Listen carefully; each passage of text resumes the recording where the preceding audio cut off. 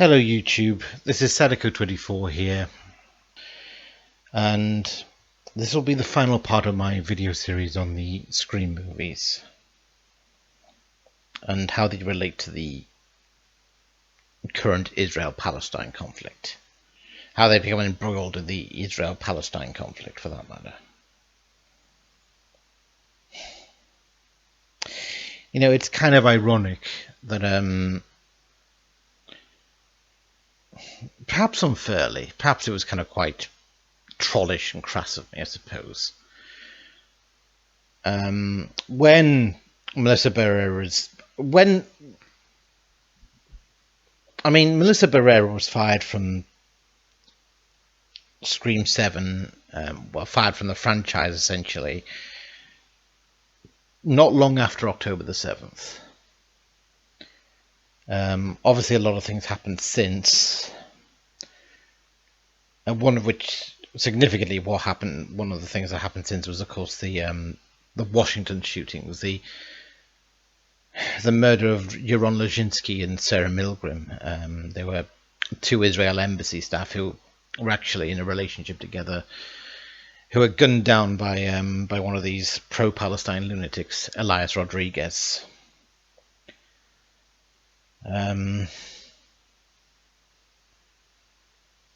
I've always said that was the event that kind of finally made me snap and made me decide that I was done tolerating this activist movement.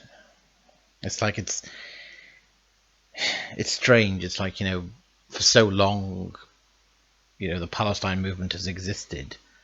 It's been kind of viewed sympathetically on the grounds that, you know, even people who aren't necessarily deeply involved in the Israel-Palestine conflict, but, you know that things are amiss in that region, and things are amiss between the two sides, and in the ways that the Palestinians have to live, essentially. You know, most people at a distance would say, well, I don't know all the details of the conflict. It's very, you know, it's not really for me to take a side, but I think most people would form the view that the pro-Palestine movement, you know, the Palestine advocacy movement, you know, the solidarity movement, all these pro-Palestine groups, you know, generally I think most people would be of the mind that, well, I don't necessarily follow them, you know, all the way. I'm not that way politically inclined, but I certainly believe that those activist groups have their place, and hopefully they can do some good that get the Palestinians to a fairer place in life, in the world. You know, people generally have that view. You know, the movement has its place. The movement has its use, its utility. And yet, once with the realization that most of the movement glorifies Hamas terrorism, glorifies the slaughter of October the 7th, and glorifies murders here in the West as well, and glorified the murder of Yaron Lazinski and Sarah Milgram, you know, that's when things changed for me, and it's like this movement has to be pushed back completely. And I made a special point, you know, from then on of, you know, being very, in a quite trollish way, like I'd say, you know, if someone's a Palestine activist, watch out, they might murder someone. You know, it's kind of mirroring, you know, what the pro-Palestine lot say when they say, oh, if someone's served in the IDF, watch out, they might murder babies in the West. You know, don't worry about, you know, returning members of ISIS, of course. Just worry about IDF. Yeah, this bullshit. Yeah, I thought, you know, it's kind of worth it to try and invert that, really. I thought it was worth, you know, pushing an inversion of that, because really, that is a taint on the movement that I think, it's like I was dreading that this could just be memory hold and forgotten that it happened. The movement has resorted to murder, and that kind of eliminates that kind of really removes any kind of question about whose side has the moral high ground in terms of, which side in this war started it. Which side in this war is in the wrong? It's like, which side is bringing the war to the West? It's the pro-Palestine side. And, that can never be forgotten. That should never be forgotten. It should never be forgotten that this is a movement that's breeding murderers, that's turning people into murderers. And,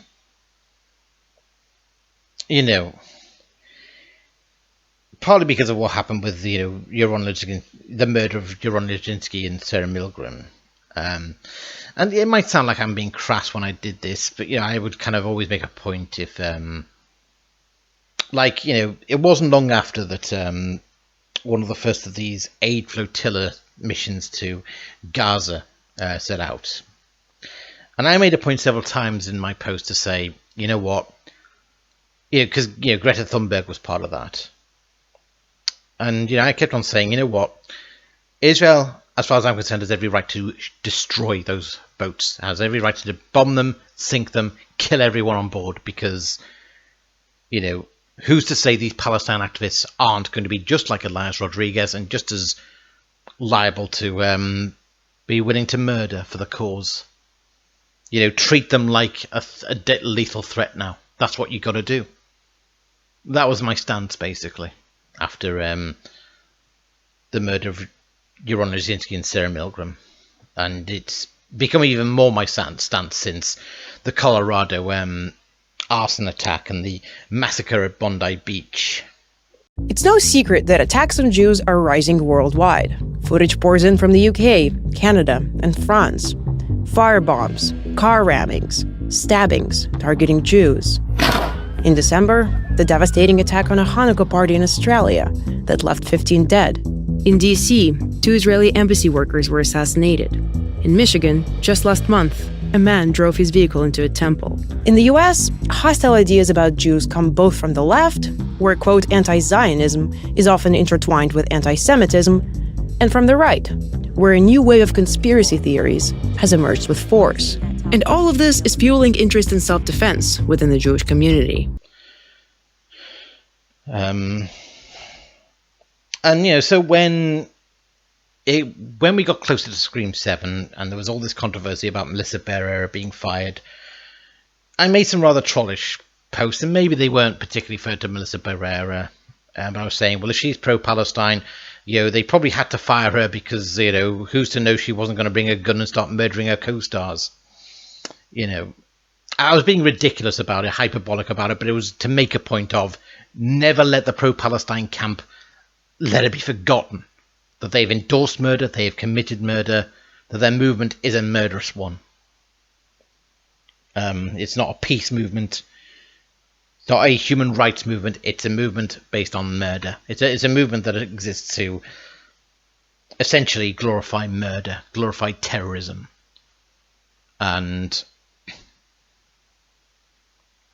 But it probably wasn't fair on Melissa Barrera. And, the thing is, when I made those tweets, I was actually strangely ignorant of Melissa Barrera's character. I hadn't seen Scream 5 yet. But it is kind of ironic because, obviously, the character she plays literally does have she basically does have the voice of a serial killer, Billy Loomis, in her mind, compelling her to try and kill. Compelling her to embrace her killer nature, her murderous nature. The nerve of that girl, right? Really not in the mood right now. Sam. There is a killer on the loose. He's threatening you, he's threatening your sister. Are you gonna run away from who you are like you always do, or are you gonna use it? I'm not like you. Really? And how else are you gonna survive? I say accept who you are, let's get out there, find out who's doing this, and cut some fucking throats! No!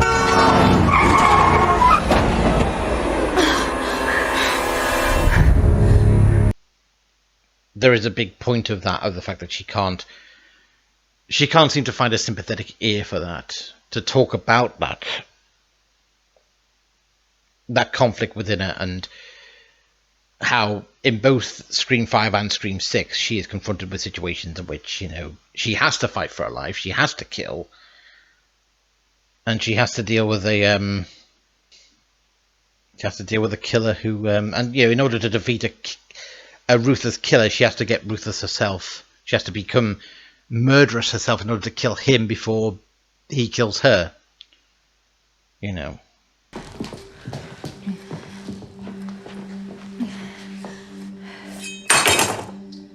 Careful, they always come back.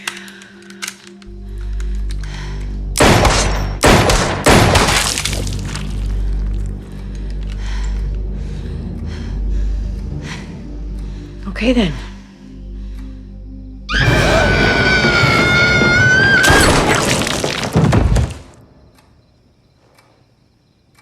I still prefer the Babadook. Because the thing is, you know, Scream kind of booked the trend in terms of, you know, there was no ambiguity about, you know, if you have to kill the killers, you know, everything is justified in home defense. Same way that when Nancy finally brings Freddy into the real world, everything is justified in terms of do whatever it takes to burn him to the ground, burn him into ash. You know, he's nearly unkillable, which means you've got to do everything possible to kill him. You know, whatever his one weakness is, kill him. It's like, you know, Dracula is nearly invincible. You know, vampires are nearly invincible. The one weakness they have is, you know, sunlight, stake through the heart, or beheading. Because those are your only options, you've got to do one of the three, basically. You know, you can't have any mercy about them, you know. Because, you know, if you don't kill them in the way you know how, no one who is preyed upon by them is going to know how to defend themselves from them. If you get me.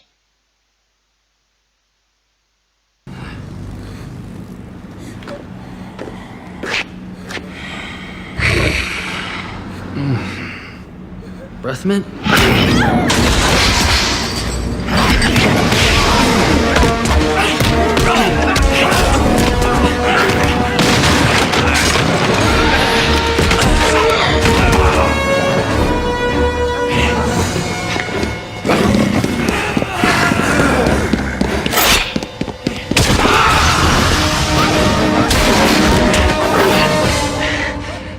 You shouldn't have done that.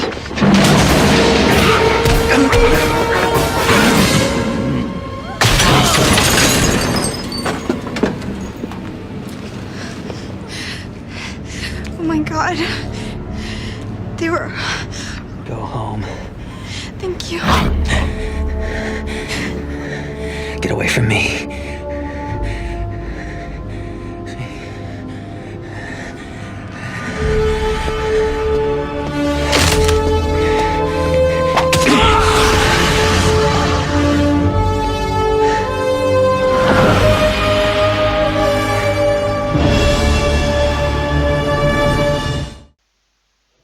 You know, they'll go on to kill someone and they're not going to have a clue how to defend themselves. You know, that's with, you know, obviously Dracula, but with the Scream Killer, it's kind of that they are, obviously because of the meta tone of the films, it's like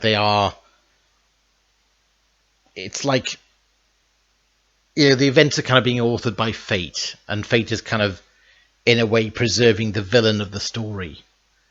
Which means the protagonist has to fight that bit harder to destroy the villain. Because the villain is almost invincible. Because of how much of a driving force they are in the film. And so that kind of becomes Melissa Barrera's journey of, you know, I'm trying to reckon with that part of my life, if you get me. That part of my bloodline.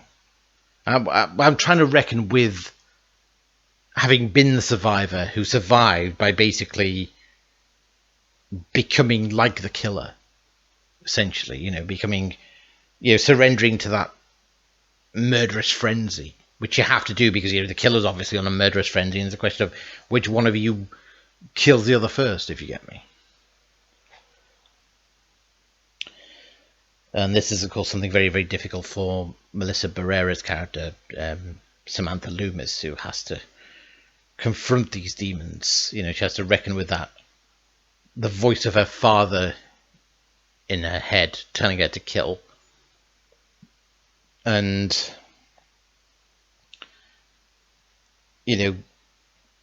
being troubled by the memory of having had to kill Richie in gruesome fashion and having kind of completely, essentially surrendered to her killer instinct there. Trust me. You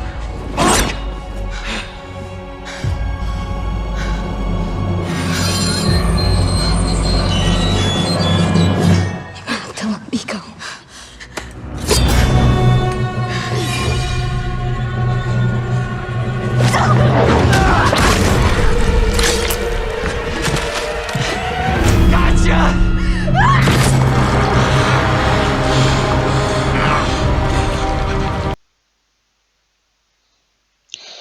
And really, the thing is, this arc is meant to be about her being very overprotective of her sister. Because the thing is, I did watch Scream 6 eventually. Eventually, I decided, I can rent it off YouTube and watch it once.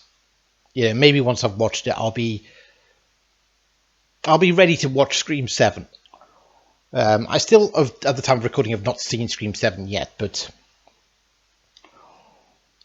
there has been a lot of talk. But, what did I make of Scream 6? I thought it was slightly better than Scream 5, but it still wasn't quite right. There were still some downright annoying moments in it. The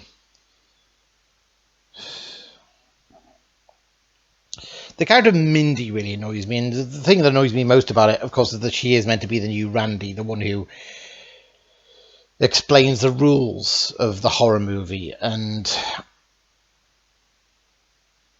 I think this is kind of what does bother me about these films, is they can't seem to decide on a tone. When Wes Craven was directing these films, he knew how to balance the tone. He could do horror and comedy. He could blend the two. He could shift between the genres quite smoothly. And he kind of made the film feel big enough to accommodate, make the world of the film accommodate all these genres. So it accommodate Randy's kind of, meta comedic commentary on things. But it could also accommodate, Goofy Dewey's comedic element, and, it is kind of quite goofy, sweet romance with Gale. But at the same time, it could also deal with the hardcore horror of what the Scream killers were doing and the trauma going on with Sidney at the same time. It could balance all these things together. So like I said, Sidney was kind of the archetypal horror movie final girl, the virginal bookwormish girl. But the writers invested in making her real, in giving her real trauma that informed the story of why she was that way. And basically brought an archetype to life in a beautiful way. And I think they've just not really done that with Melissa Barrera's character, I suppose. But the thing is, like, for the first few, about the first 5-10 minutes of Scream 5, it feels like it's actually going to be a more serious movie, a more serious Scream movie, and it's going to be more focused on taking the predicament seriously, and not going down the road of satirical commentary on this is just like a horror movie. It felt like this was actually going to play out as seriously as it can do a Scream movie, and I would have been kind of behind that. I was behind that for much of it, but then when they go and visit Mindy and Randy's family, and they start doing the whole meta commentary about the rules of a horror franchise, and they meet Dewey and he's just really down and depressed, but he's also, he very crassly just says, never trust the love interest, which, just makes him come across as unbelievably dickish and, very uncharacteristically dickish. Help us figure out who's behind this. Oh, are you kidding me? I've been stabbed 9 times. I've got permanent nerve damage and a fun little limp. You think I want to do that again? You just said it always goes back to the past, right? So, if I'm in danger, that means you're in danger. Come on. Let's do this. Together. Your time's up. Jesus. Yeah, he's way more fun in the movies. It just... The comedic stuff, the meta stuff, it just feels... It's put in because it's a Scream movie, but it feels out of place in terms of the tone that the film has already kind of carved itself. It feels like these are gratuitous elements rather than, ingredients of a succulent cake, if you get me. It feels like these elements don't mesh, really. These elements are only there just to be part of a Scream movie, and really, I could have done without them. I could have done without, the meta commentary or discussion of how requels work. I think it's pretty clear who the killer is at this point. Who? You? It makes perfect requel sense. That actually does make a lot of sense. Yeah.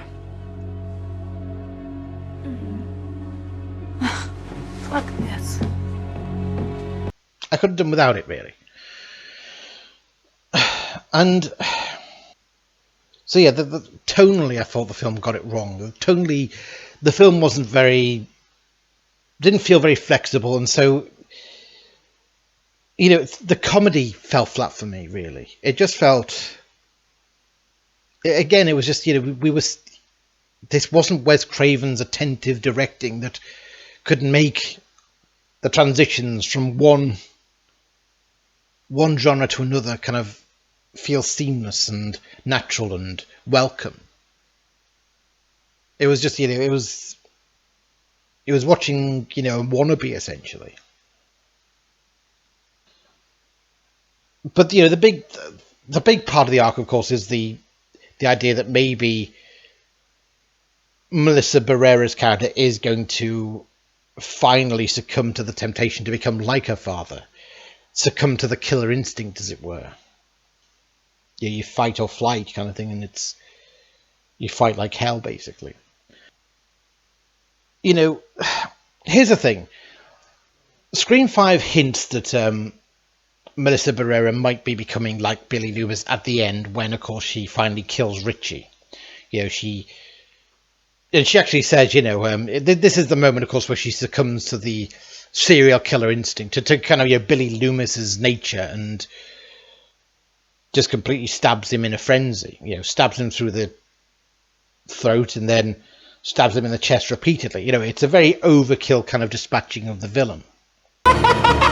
Never fuck with the daughter of a serial killer.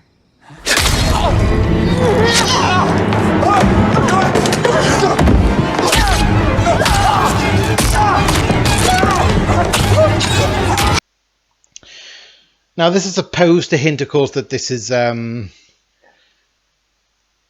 her succumbing to a killer instinct, but the problem is it doesn't really feel like anything special. It feels just like, these are amateur filmmakers of a Scream movie indulging overkill just because these films are supposed to have an R rating. They're supposed to go for an R rating in terms of gore. I have to say, as a teenager, my dad bloody hated the Scream movies. Or certainly he hated the first one. I watched it on my 16th birthday with some friends. Then I watched it the morning after at my dad's, and he was just complaining about it. He was saying, what the bloody hell are you watching this again for? It's like, well, I want to watch the film again. It's like, what did you miss the first time? Did you miss what blood went where or whatever?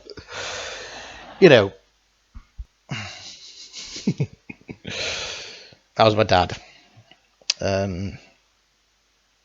he wasn't really much of a horror fan unless it maybe... I mean, he was a fan of classic horrors, you know, like The Night of the Devil and that kind of thing. But, you know, modern horror...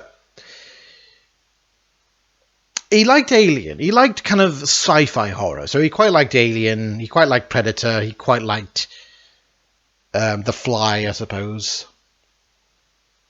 But he wasn't into horror, you know, modern horror. Definitely. I don't think he would have been into something like Nightmare on Elm Street or anything like that. No way. So she stabs him to death, and this is supposed to hint that, you know, this is her killer instinct, but really, it just looks like the directors are just indulging a bit of overkill just because that's what a Scream movie is supposed to do. Besides, it's not that unusual for a Scream movie. You know, usually the key point is that, you know, our protagonists in a Scream movie are fighting for their life.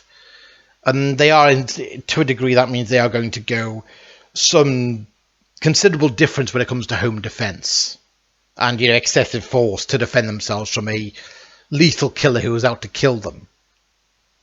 You know, the argument is, you know, it's a clear case of self-defense. You know, clearly these murderers are dangerous.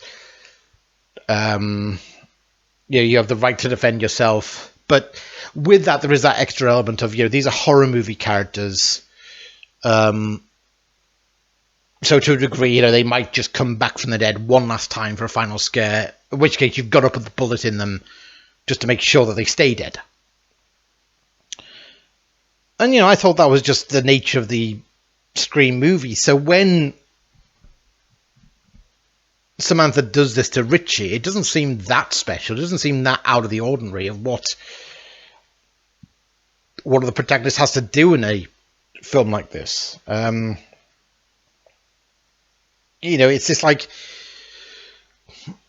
the films are based on an understanding that, you know, that reasonable force isn't really a thing when it comes to dealing with, you know, psychopathic killers. You've got to use beyond reasonable force because you're not dealing with a reasonable threat. You're dealing with a psychotic threat that has to be put down. Can you see me? Listen, I am 2 seconds away from calling the police. They'd never make it in time. We're out in the middle of nowhere. What do you want? To see what your insides look like. Now, the one thing that did bother me about the sequel, because, I mean, Scream 6, it was better than Scream 5, definitely. You could tell, like, it was a kind of, maybe to a degree, the director had learned some lessons from the previous film. And tried to reapproach what had not worked so well the first time. You know, so the bland look was gone, and in its place they went for the kind of the dark neon feel of, you know, the dangerous aspect of New York. They wanted to kind of, you know, make New York feel dangerous and the perfect environment for a Scream-like serial killer. You and Tara better watch your backs. You better watch yours.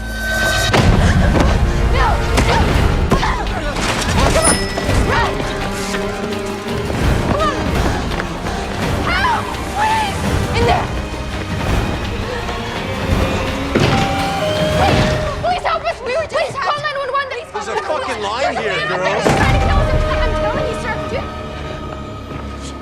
You got a problem here, guy?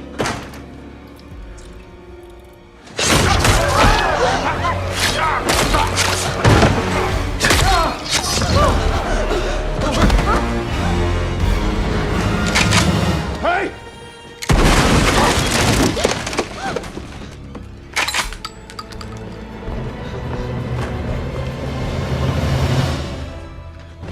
Go out the back! Thank you. But, of course, the one thing that bothered me is they kept on... Now, the thing is, in the second film, in Scream 6, of course, they try to go a bit further with this idea of Sam Loomis being haunted by her father's kind of killer instinct. You've been coming here for 6 months now, and all we've really spoken about is how your sister isn't dealing with whatever happened to both of you a year ago. You've alluded to an abusive relationship, issues with your father, but every time I push you for specifics, you shut down. I have trust issues. The one part that's really on the nose about this is, of course, when her psychiatrist, she's talking to a psychiatrist about it, and she opens up about killing Richie and describes how she did it. Now, this scene felt off to me because, she shows no awareness when self-awareness when she's telling the story about, she doesn't.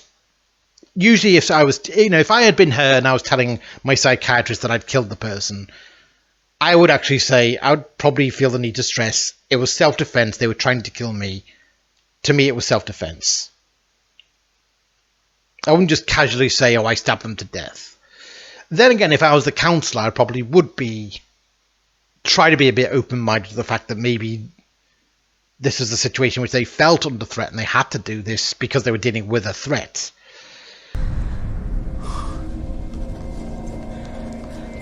I think we're done here. What? No, you said give you details. I'm just... I'm not equipped to deal with this kind of thing. Please, Dr. Stone. I'm asking for your help. By law, I'm required to report this to the authorities, actually. Report it? Report what? I didn't say I was going to do anything. Not explicitly, no. You know what? Forget it. Which, is kind of the core of the issue here, which is,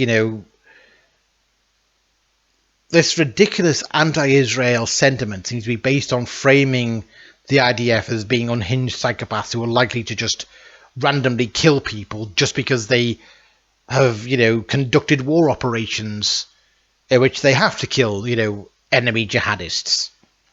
You kind of do have to defend yourself, but, of course, the whole anti-Israel crowd has to stir up a panic about, oh my God, would you trust someone who'd been in the IDF to look after your kids? Yes, I would. I would absolutely trust them because I trust them to protect my kids from the child killers in Hamas. In fact, out of the entire Middle East, I can think of no one I would trust kids in the care of more than Israelis. Yeah, I certainly would trust them more in the care of Israelis than Saudis or Taliban or bloody Hamas. Put it that way. What is it about the mind of these people, at least at Oxfam, for example, they admitted eventually there was a pressure for them to call Israel, what's happening in Israel, Gaza, a genocide, and to do all these kinds of things. Well, really, they're just supposed to be helping people. Well, Andrew, this is another reason why I'm very naughty and I am a heretic. I'm probably on your show. Good. Because I wrote about working with UNRWA in my book. Yeah, which so is, first of all, gender woo, naughty. Second of all, UNRWA is the UN agency that was set up to help resettle so-called Palestinian refugees.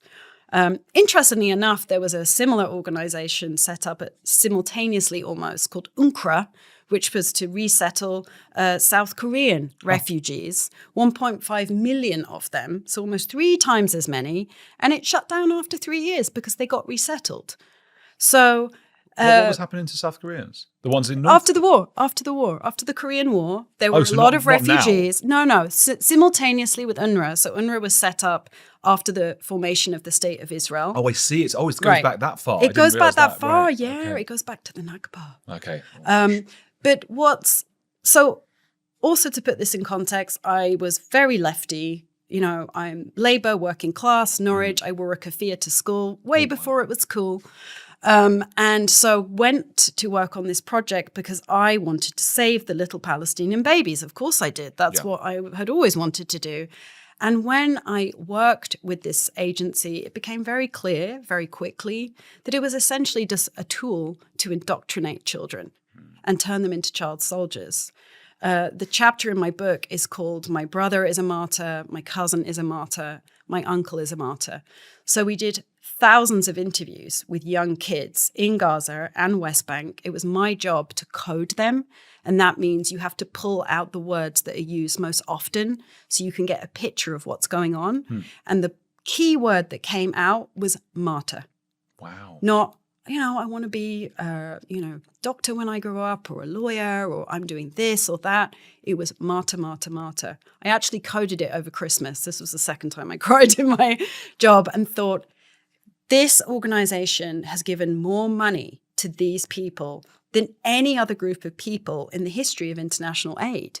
So if the business I'm in, the aid business, has given all of its resources to this group of people and fucked it up so profoundly to the point that it is indoctrinating children, what does it say about the rest of aid? And as you know, in the news, it's always Gaza, Gaza, Gaza. Meanwhile, there was a civil war in Ethiopia with 500,000 people massacred in Tigray. There's a genocide in Sudan. Nobody said anything about Iran.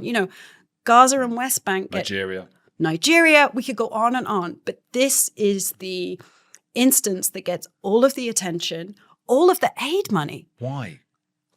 Jews. Is that it?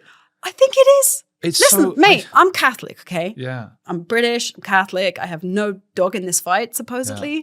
But I, as an economist and as a human, I saw what was going on. I came in incredibly biased and indoctrinated.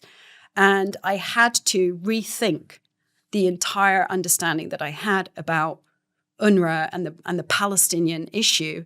And I came to understand that this is actually arresting the development of Gazans and the people of the Arabs of Gaza and West Bank. It's not helping them. It's not helpful to be a refugee for 80 years. It's not helpful to inherit your refugee status.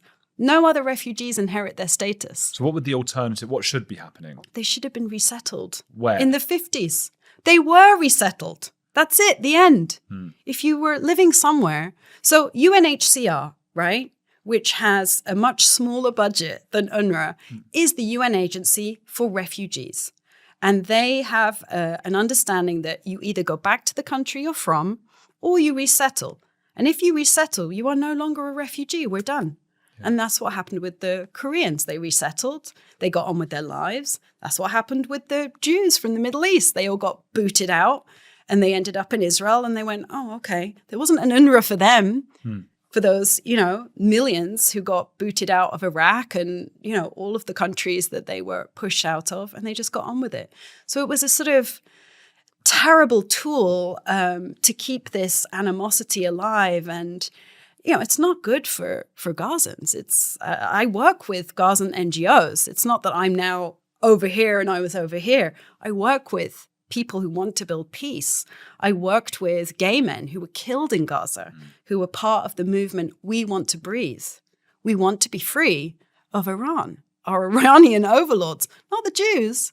Because remember, the Gazans were being helped by their Jewish neighbors. Along with the school children that we interviewed women and the way that women are treated in Gaza, the domestic violence levels, the lack of any kind of agency. A lot of them would run to the NGOs in Israel, those same communities that were attacked on October 7th, and they would go there to be saved. I mean, some people just are never going to buy that there's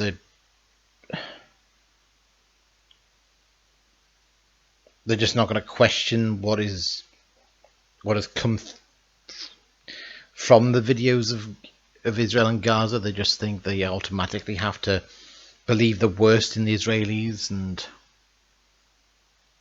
to a almost demonic, almost kind of superhuman level. It's almost like Israelis to their mind have to be just the worst horror movie monsters ever. Like it's almost like this movement taps into deep suspicions and a view of the world that's kind of demonic view of the world, demonized view of the world, as it were, the demonized view of the Israelis.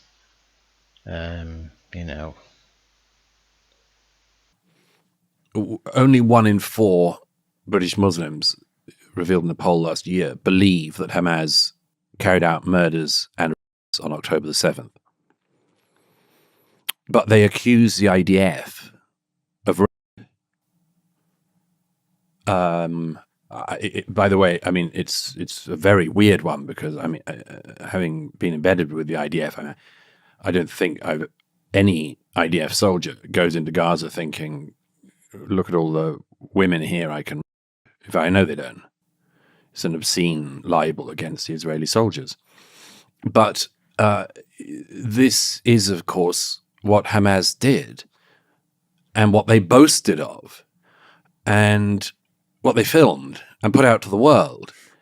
And so the people who accuse Israel's soldiers of rape are the people who are covering for rapists or are rapists themselves. It's an extraordinary thing to witness. They say things like, Israel kills babies. Hamas broadcast its killing of babies. Hamas just had a dead baby parade in Gaza when they were handing back the Bibas children from captivity where they'd killed them. Every time, the accusation they make against the Jewish state is the thing they are guilty of themselves.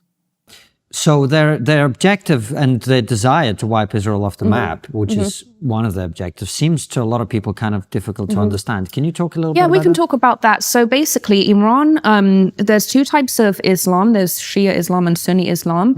The regime in Iran subscribes to 12 Shia Islam. So the reason it's called 12 Shia Islam is because they believe that the descendants of the original prophet Muhammad is not the correct lineage of the prophets. It's of his son-in-law and cousin.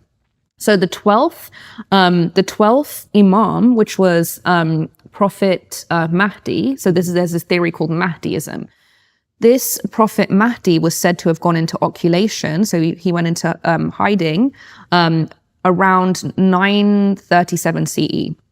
So he's gone into hiding, he's gone into occulation, and the theory is that the final prophet emerges once there is once justice and equality has been achieved in the world.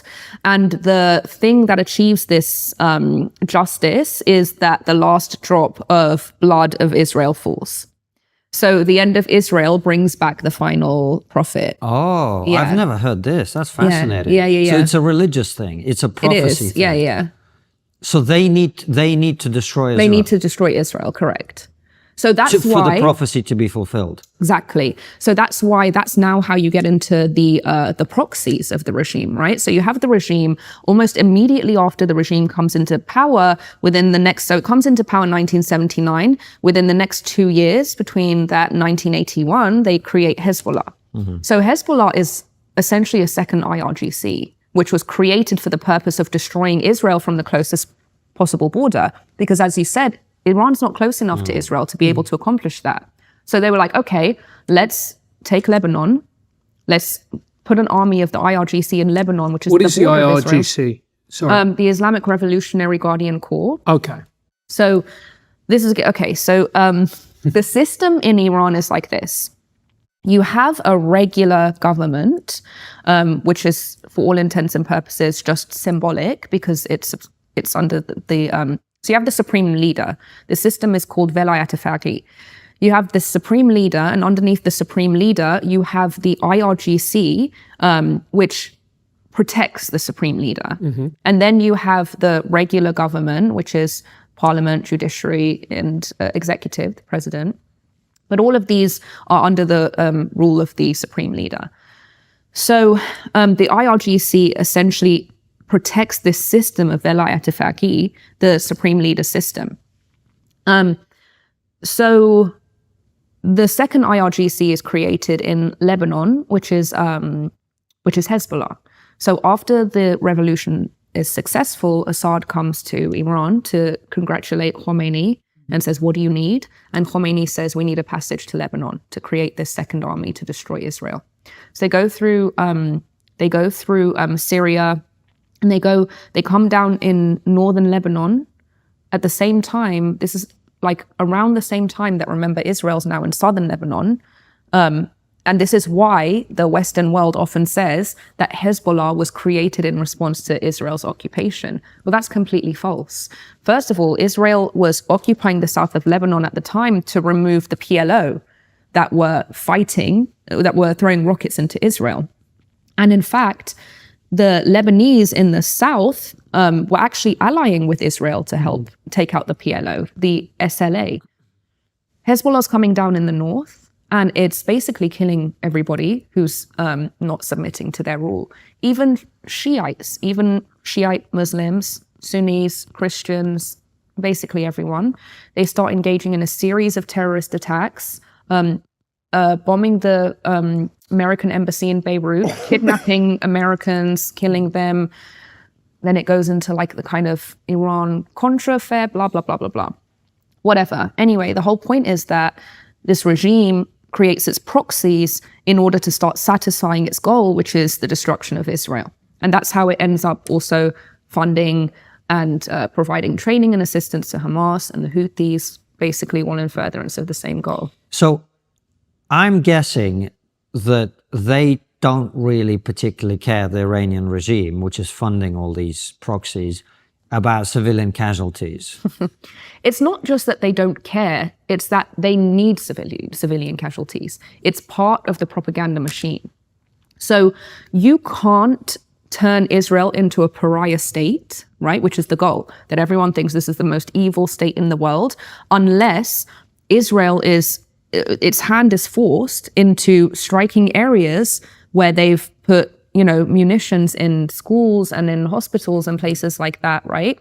So that it's actually part of their strategy to maximize civilian casualties. And in fact, this was something that they read in Sinwar's, a leaked report of something that Sinwar had even admitted himself, that they need as many civilian casualties as possible. Because when they have civilian casualties, then the rest of the world is like, Israel's evil, we need a ceasefire, we need to end all of these things, and then Hamas lives to see another day. So that's exactly what happened. They got into this nuclear deal, which didn't do anything, mind you, because the provisions of the nuclear deal expired after 10 years anyway. So they could then enrich to their heart's content, and they had $150 billion. And at that time, there was actually another revolution in Iran, the Green Movement, and the regime was on its last legs.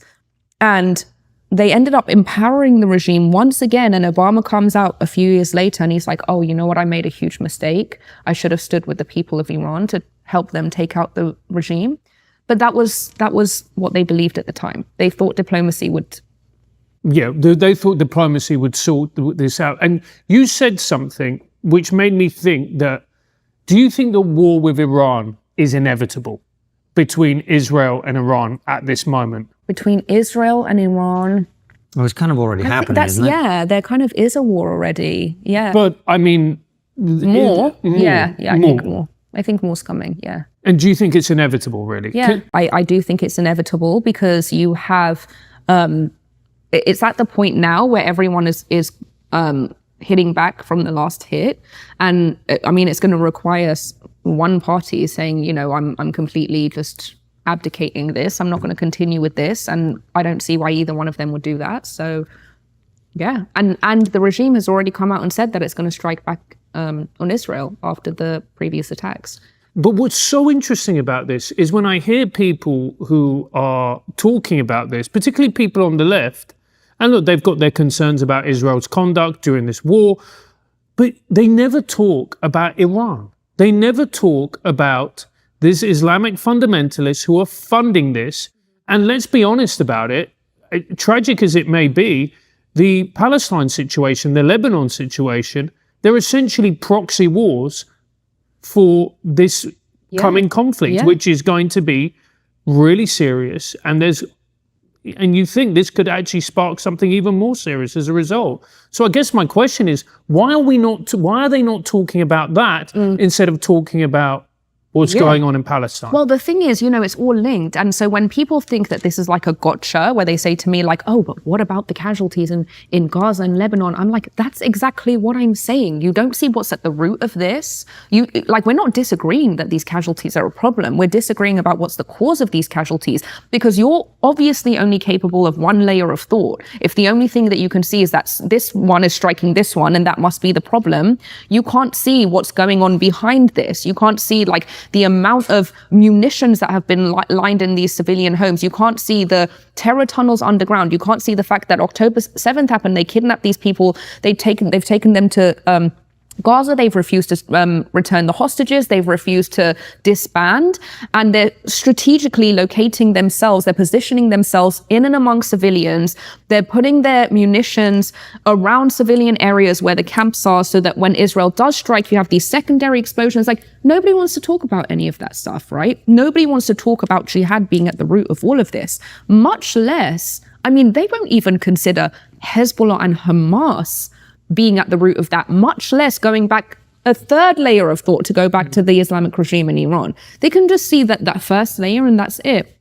But the thing is, all of this is by design, and it's so important to understand that the regime hasn't maintained power for 45 years with stupidity, right? This is like they've played the long game for a long time, and they've come up with all of these strategies. Like, they've come up with these strategies where they're like, okay, if we play on public emotion by publishing these like gruesome pictures of, you know, like casualties and things like that, people are going to have like an amygdala hijacked response where they're going to shut down their prefrontal cortex. They're not going to be able to see, wait a minute, this comes from Hamas, which comes from the regime. Like, they're not going to be able to do that processing anymore because their emotions are triggered. And they're like, I'm horrified with this, and I'm going to blame the thing that's in front of me. So there's a very deliberate plan that's making sure that people are always looking over here, so they never look over here, and understand that the root of all of these casualties, all of these, you know, horrifying things that we're seeing, it's coming from this constant involvement. It's coming from this constant push from the regime.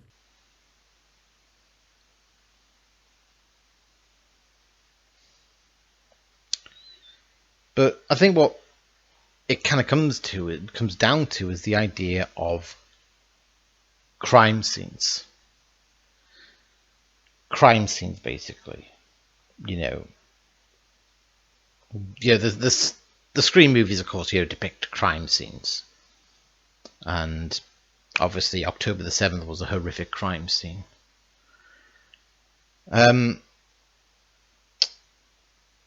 Now, for me, you know, it was the kind of crime scene that clarified everything else for me. It just wasn't even a crime scene. It wasn't just, you know, a place where you gather evidence. You know, the perpetrators filmed themselves doing what they did. So, you know, it wasn't even a crime. You know, it was barely a crime scene in the sense. It was barely kind of a crime scene you need to investigate, because it was clear what had happened.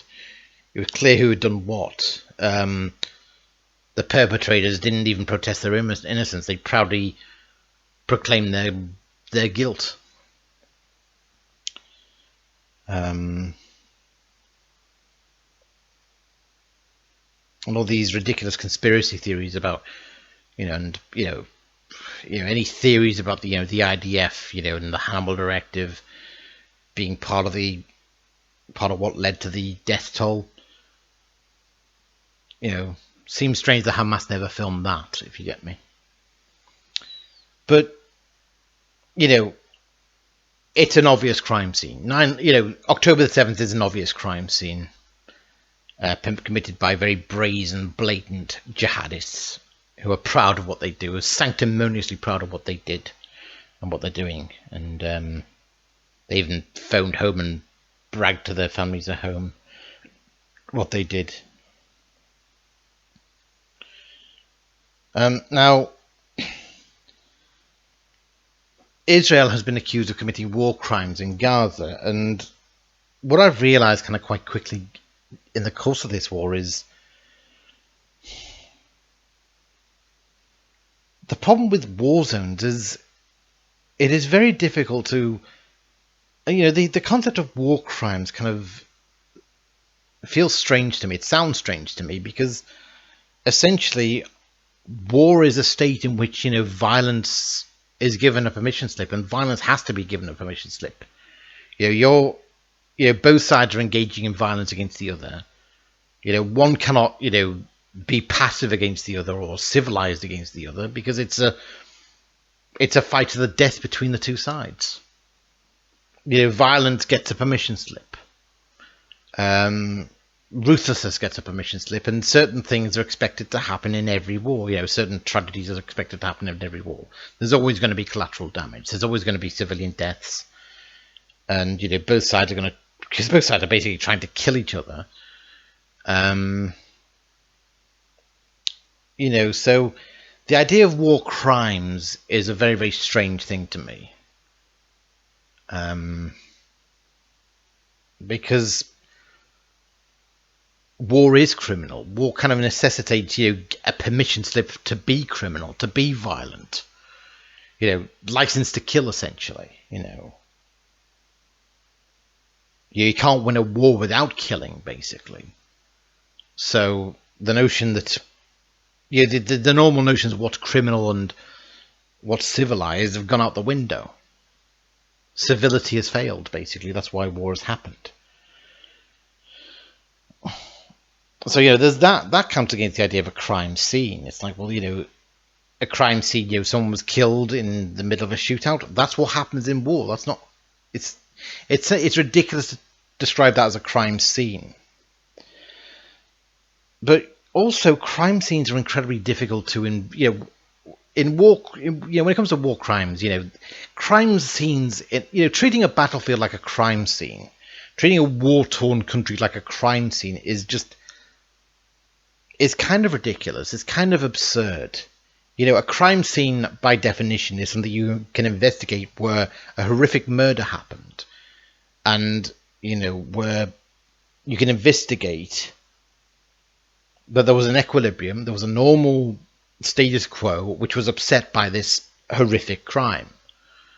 And, you know, from that, you know, you can determine, you know, who saw the crime, who heard the crime, what changed the crime. You know, did anyone notice something out of the ordinary before this disruption of the equilibrium happened, if you get me?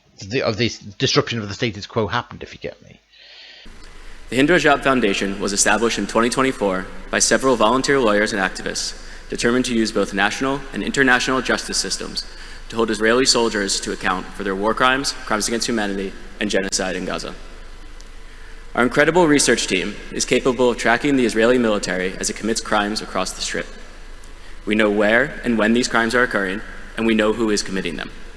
Based on this research, we compile extensive dossiers of evidence and build prima facie legal cases, which we then present to prosecutors in the relevant national jurisdictions, under the theory of universal jurisdiction for traveling soldiers, or under the principle of nationality for dual nationals, as well as to the International Criminal Court when appropriate.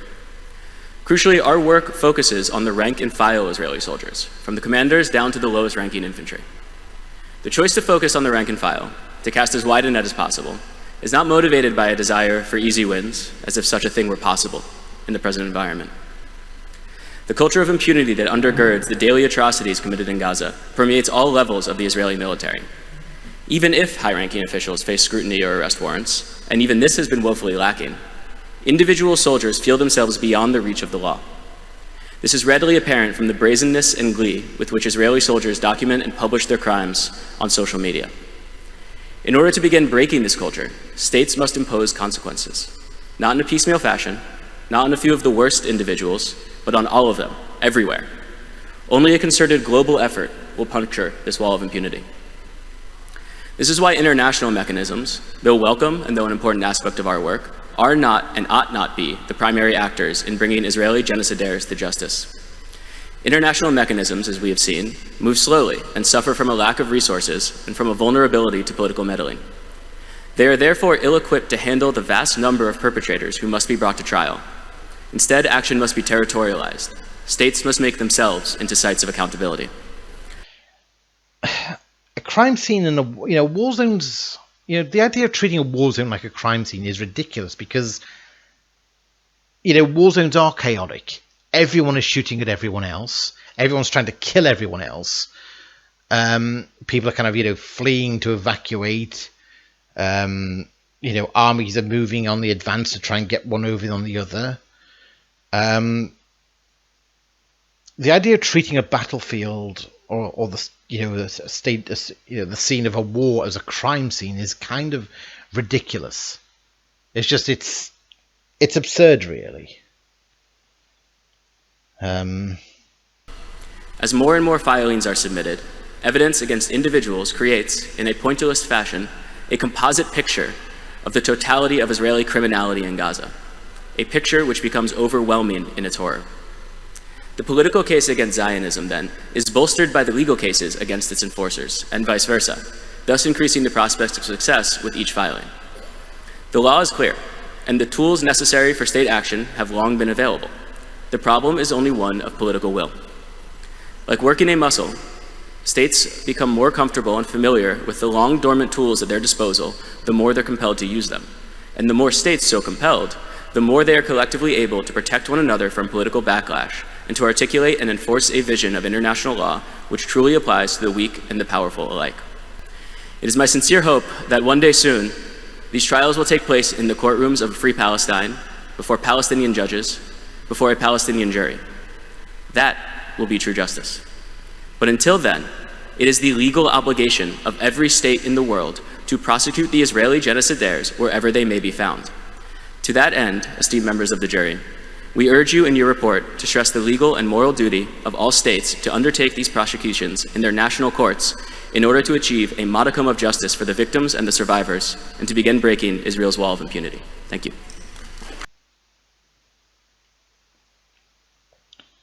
And what they kind of, certainly what they did with the case of Hind, it was really the incident involving Hind Rajab that kind of brought this home. It's like, what happened obviously was sad. A 5-year-old girl was killed. A 5-year-old girl was killed. It is difficult for me to think of. It's like once the war started, once the war was in motion, it was hard to think that. It's like.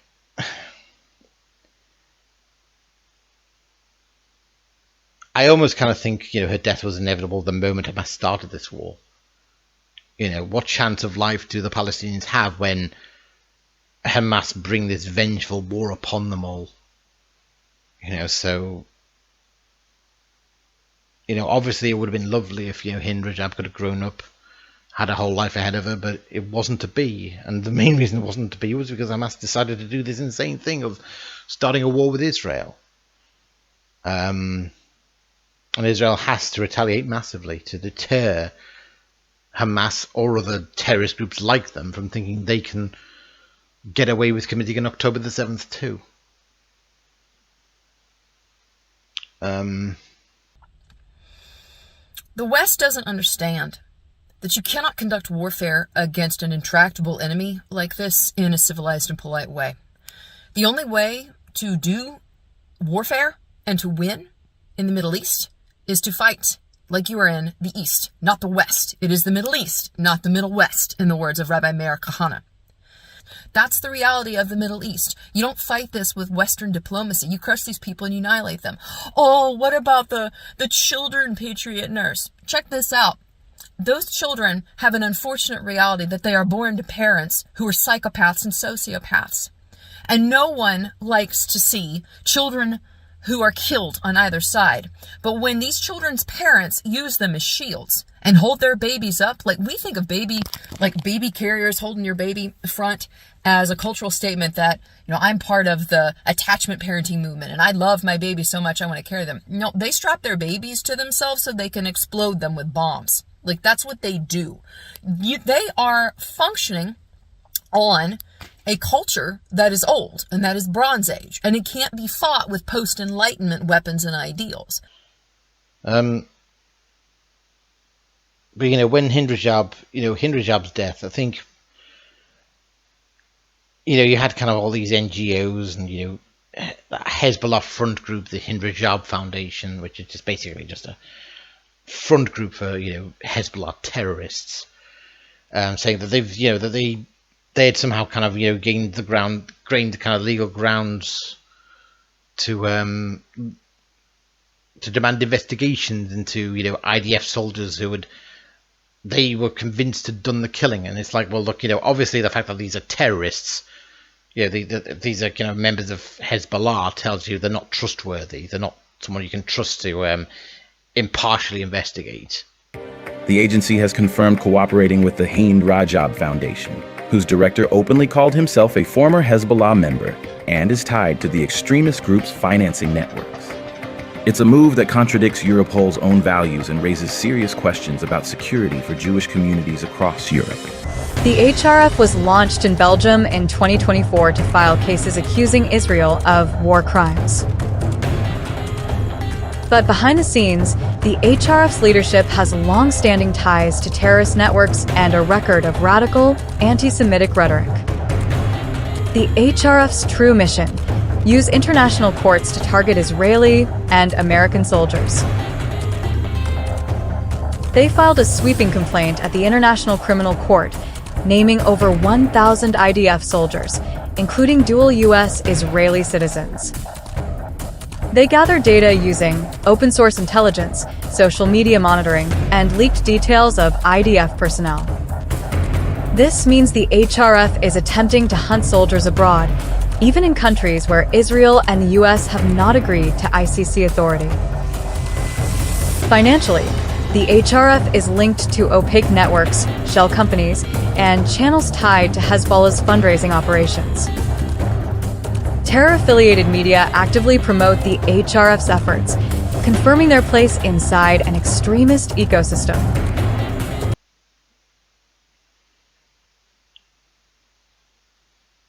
Which is the other problem, really, which is that not only are crime scenes, chaotic by default, not only is it, is it difficult to investigate them or investigate, who shot who, and it's like you can't investigate, a shooting in a war as though it's a regular shooting. It's a fight for survival, essentially. The thing is, with Hind Rajab, they've turned the supposed crime scene into a memorial, into a kind of almost a kind of street theater memorial. Like they're played, like there's, like the usually whenever there's a pro-Palestine event, sometimes they'll have a replica of the car with indented bullets on it, and people are asked to kind of leave flowers. Or, I don't know if it's actually meant to be the real car or not.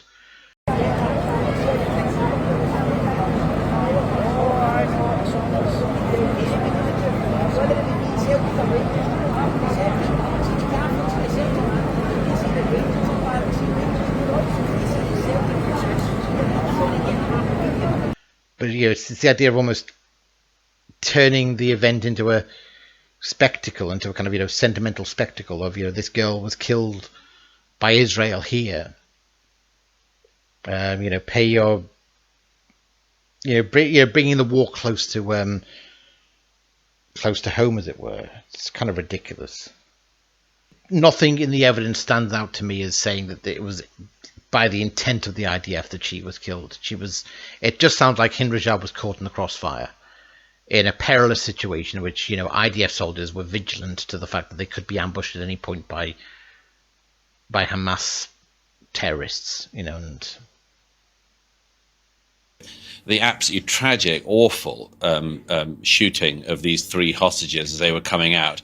But, some of the spin that's been put on that in the world, apart from the glee, of course, that Israel's enemies can't help expressing, some of the spin on that is almost as if it shows the IDF is sort of so brutal that it even kills Hamas hostages who are Israeli. I just think this is another example of the international media and others just having this astounding lack of empathy for the Israeli people. Can you imagine what it was like for those soldiers who were in Gaza, knowing that at any point there are snipers, there are booby traps everywhere, people coming out of tunnels that they've built at British and American taxpayer expenses and attacking them? Can you imagine what it was like for the soldiers who, in that terrible moment, made the life-changing mistake of shooting 3 people who turned out to be Hamas hostages? But why would they, Douglas, on that, why would they shoot anyone who was shirtless and waving an SOS flag? Why would whoever they were, whether they were Israeli hostages or whether they thought they were Palestinians, why would anyone shoot anyone who comes out like that? That's my point. That'll be a matter for the inquiry into it. But, look, it's hardly as if they'd have wanted to have done that. What this demonstrates is, in this incredibly close conflict in a heavily built-up area but people coming out from all sides, firing, shooting, detonating. People make mistakes. Of course they do. That's just a human reality of war, horrible as it is. I don't think it shows in any way that Israel is prosecuting this war wrongly. As for the main issue of the war is to destroy Hamas. No Israeli of left or right or center believes anymore after October the 7th they can live beside Hamas. Hamas has been given the statelet of Gaza. It was given it in 2006, voted in, then killed their fellow Palestinians in a coup, killed Fatah rivals. And they've run the Gaza for almost 18 years now. And they've produced a new generation of people whose main aim in life, it seems, according to their textbooks and their classes, is to regard Jews as enemies who should be killed. This is just an unbelievable waste, a waste of life on every side. But apart from anything else, a waste of those Palestinian lives, of children who grew up under Hamas's rule, if you can call it that, who have been indoctrinated into becoming sociopaths by a psychopathic terror organization, Hamas. And, certainly none of these activists seem willing to place any blame whatsoever on Hamas for starting the war. But, the other problem, of course, with crime scenes in a war is, of course, where do you find witnesses? More to the point, where do you find witnesses who are not political, who don't have a political bias, or don't possibly have a political agenda? A complaint can be made against the IDF, but obviously the side that's doing it are the terrorists and Hamas or Hezbollah, so it's not exactly like you can trust them to tell the truth, to be telling the truth, let alone being unbiased. If they're criminals, then they're likely to lie. I'd like to start with you, Rabbi. Is Israel using starvation as a weapon of war, or is Hamas blocking aid as Israel claims? Israel is not only not using starvation as a tactic of war, Israel is the first country in history to actually provide food, water, and all the necessities to its enemy. Remember that the Palestinian people, who are innocent, but they still elected Hamas as the representative. Since then, they've been suppressed by Hamas. Israel has delivered 2 million tons of food. That is the equivalent of what the Allies delivered in the Berlin airlift under President Truman between 1947 and 1951, when Stalin cut off all land routes into West Berlin. It is being hijacked by Hamas. There are videos of Hamas shooting the people who gathered at the distribution points. Hamas is taking 80% of the food for their fighters. 2 million tons of food. Where the hell did it go? Then you have the other issue, that the United Nations is refusing to allow the IDF to escort them and protect them militarily. The UN hates Israel. We know that so many of the employees of the UN were actually on the Hamas payroll. They were actually terrorists who participated in the October 7th massacres. And they're insisting that only the blue police of Hamas, which are the terrorists, escort them in. So you have all this food rotting. There was a Wall Street Journal, a firsthand report of a reporter who said there's crushed carrots, there's crushed peas, all these baby formulas that are sitting and baking in the sun, as the UN says to the IDF, you cannot distribute it. The New York Times now admits that they lied on their front page. They put a picture of an emaciated, starving Palestinian child 1 week ago on Wednesday on their front page. Later, they were forced to admit the child had muscular dystrophy. He was born with a muscle disorder. That's why he's emaciated. There is no starvation in Gaza except for the starvation of Hamas stealing the food. Finally, we know there is starvation in Gaza of Jews who are truly emaciated and were forced by Hamas to dig their own graves in Gaza. So, the idea of crime scenes in a war zone is a bit ridiculous. Like, there are exceptions, of course. I mean, obviously what happened in Rwanda. We know that war crimes happened because we know the method by which the victims were murdered. We know that they were macheted to death. Now, you don't machete someone to death if they're armed. Now, it's like, if you machete someone to death, then it's pretty obvious you didn't do it in self-defense, if you get me. It's pretty obvious you did this out of pure sadism, and the amount of machete blows they suffered, often kind of, the body will have the look of someone who's just literally died screaming. You can see it in them. You can see it on them. You know that it was a murderous frenzy whereby they were killed.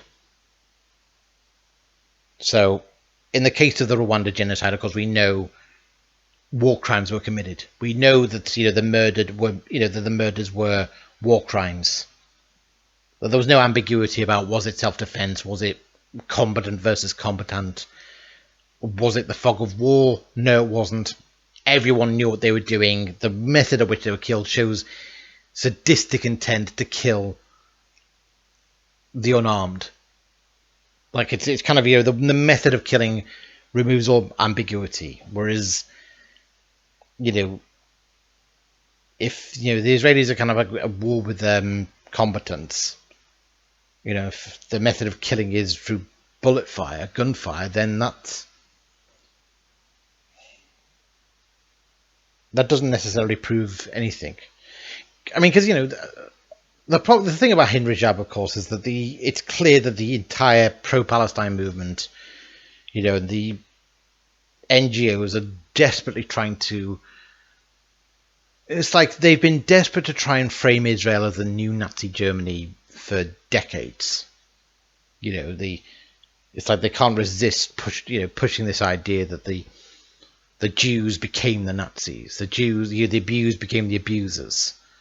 What was done to the Jews, they do unto others. It's kind of creepy, really. This obsession with framing Jews as Nazis.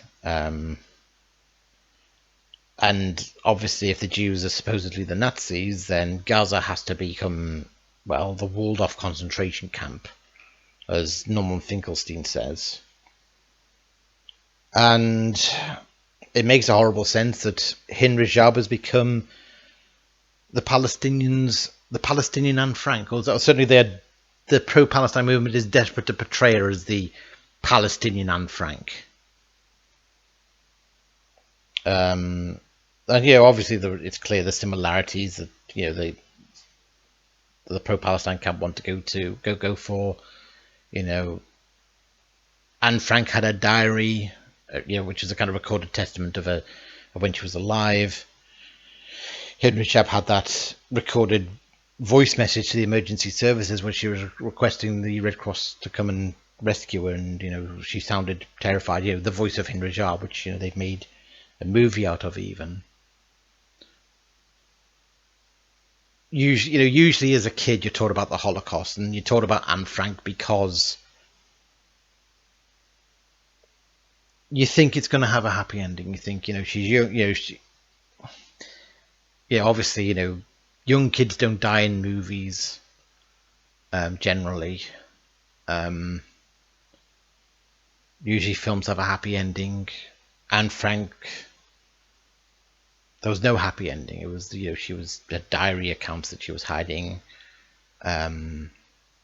still trying to live some semblance of a normal life, and then she was caught, and the Nazis just decided to kill her. It's that cavalier, that this is what the Nazis did. Now the problem with Hind Rajab, of course, is that what happened to her is not necessarily what Nazis do or what the IDF did. She was just caught in crossfire. It could have happened in any war that way. It doesn't require there to be determined malicious actors who marked her for death literally. But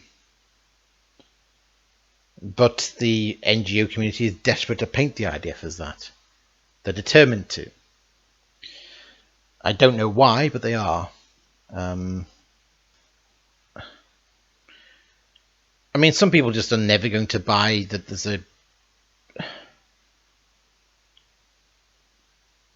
they're just not going to question what has come from the videos of Israel and Gaza. They just think they automatically have to believe the worst in the Israelis, and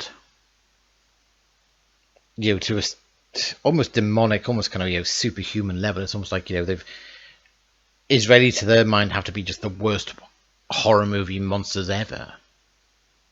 Like it's almost like this movement taps into deep suspicions, and a view of the world that's kind of demonic view of the world, demonized view of the world, as it were, the demonized view of the Israelis.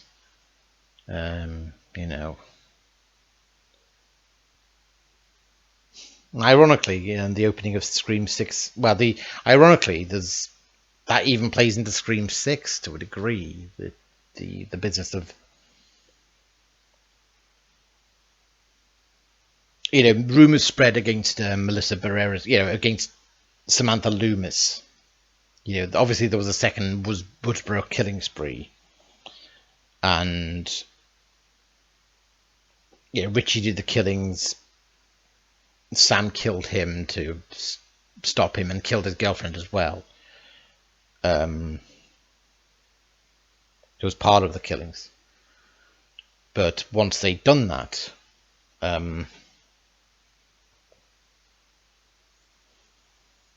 rumors spread, Chinese whispers, gossip,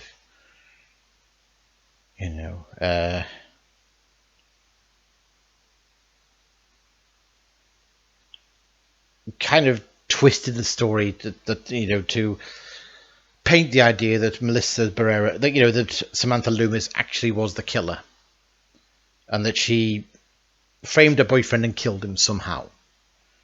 And obviously that turns out to be the killer's. In Scream 6, it's the killer's that was the killer's goal. It was their end game, was to disgrace Samantha Loomis by spreading malicious lies about her being the real killer. And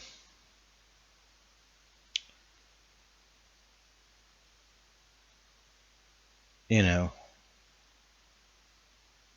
ironic, really, that obviously this is happening to Melissa Barrera, who was fired from Scream because she was part of a movement that engages in this kind of how can I say this? If it's not true that the IDF are deliberately killing Palestinian children, this movement wants it to be true. If you get me. They want it. If it's not true, they want it true, because it's part of their driving agenda. It's their self-righteous sanctimonious agenda to demonize Jews in this way, or demonize Israelis. But but for many, it's a case of we want to demonize Jews. We're just obsessed with it. We're addicted to it somehow. We're addicted to the dopamine hit, and I don't know if that can ever stop once in the years ahead, if you get me. Do you know how easy it was to turn Sam from the hero of Woodsboro into the villain? How easy it is to convince the world to believe the worst in people rather than the best? Because it's not enough to just kill someone these days. You have to assassinate their character first.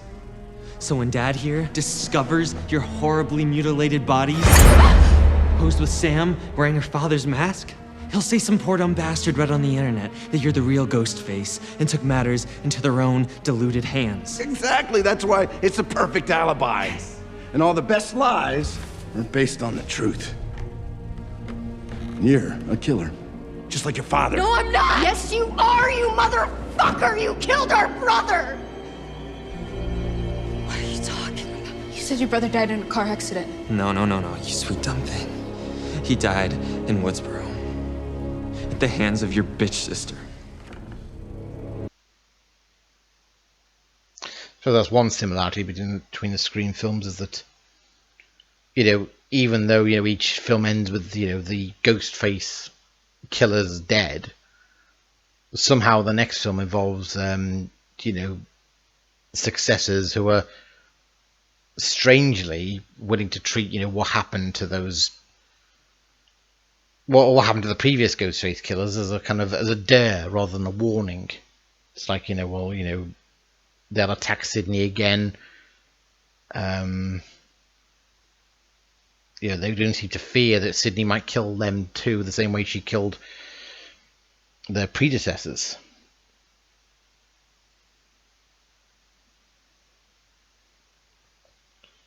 But, you know, they're kind of criminal minded. They've got the mindset of we'll succeed where our predecessors failed. You know, we'll be more terrifying than them. We'll be more versatile than them. We'll be more tenacious than them. We will overwhelm Sydney. We will succeed where the first two killers failed. I've gotten a bit off track there, but the point is, again, it's that lack of nuance. It's this. So, you know, the psychiatrist is reacting as though, oh my god, she told me she just killed someone in a murderous frenzy. Not, this person is relating a traumatic incident which they had to fight for their life. And, you know, maybe they do need to talk to me about what it was like to take a life. Because, you know, taking a life does take a toll. You know, generally speaking. Or, you know, for most normal people, it would take a toll. You know, it's kind of, you're never the same again after you've had to kill to survive. So the film is really kind of trying to press home the idea that, you know, that she's haunted by her father. And it seemed like the films were trying to go for the idea of an arc being there. But like I said, I do feel it wasn't so much that the films were building up to an arc so much as they'd start with a lousy premise. Then in the second film, they'd kind of do a bit of retroactive repair work to make the daft stuff seem more plausible. Like they retcon it that Richie was this super fan who was filming his own versions of Stab, and, you know, had this whole shrine devoted to Stab that his whole family was kind of guarding as well. In order to make it more plausible that he was always the kind of super Matt fan who would snap. This was all his? Yes, he's a very passionate collector. Which is why this is where you have to die, Sam. Surrounded by all the things he loved the most. Yeah, so it's kind of the sixth film trying to do repair work on the fifth film. And I suppose to a degree the sixth film's also trying to make Sam's character more interesting. But I just didn't really feel it, to be honest. And there isn't really anywhere they could go with Sam's character. She's either going to succumb to Billy's nature or she's not. But generally speaking, she's probably not. She's probably, predictably, when the moment comes, she's not going to succumb to that temptation. She's going to do the right thing because she always has done the right thing. You know, for her to succumb to, you know, the nature of Billy Loomis would just be an anticlimax, really. For her to kind of turn evil all along, you know, go full Anakin, as it were, just wouldn't really. It'd be an anticlimax. And basically, what I'm saying is, if Melissa had stayed on, then that's all they could do with her character. Not much more than that, really. And so, do I think we were denied a conclusion to a character arc with her? I don't think so. I think, in a way, her arc had come to a conclusion. I don't think her character was very interesting. I think it was painfully on the nose, and I am still, sadly, much more interested in Sydney. My father was a murderer. No matter what you think, I'm better than that. Thank you. Thank you.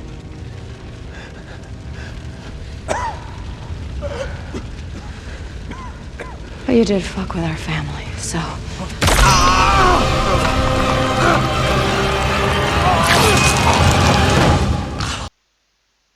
You know, and it's a bit sad because, of course, you know, when Wes Craven was making the films, he seemed to be very, very aware of the plight of, you know, film, you know, horror franchises that kind of descend into a string of mediocre sequels to the point where they become a kind of a shadow of what they once were. he seemed to take great care to make sure Scream 2 was up to par with the first. And that Scream 4 would be up to par with the first as well. Or indeed, that there was always a soul to it. But, that it doesn't feel like anyone cares about that anymore. These films don't exist to tell a story. These films exist because the money says they have to. The studio says they have to, the money says they have to.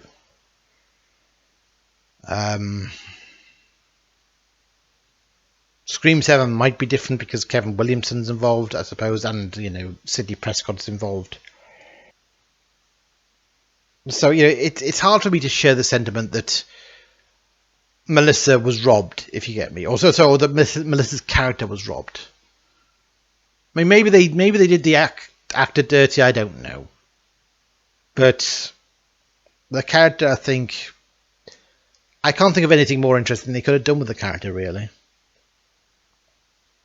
Not anymore, really. She was never...